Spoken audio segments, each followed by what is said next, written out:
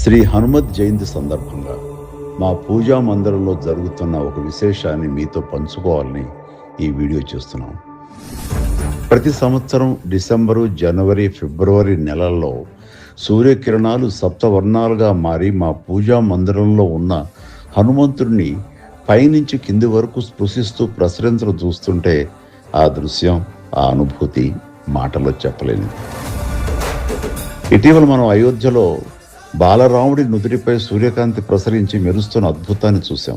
అలాగే కోణార్క, అరసోలి దేవాలయాల్లో కూడా సూర్యకిరణాలు భగవంతుని తాకే విశేషం అందరికీ తెలిసింది. అలాంటి దైవానుభూతి మా ఇంట్లోనూ ఆంజనేయుని స్పృశించటం, అది మా పూర్వజన్మ సుకృతంగా భావిస్తున్నాం.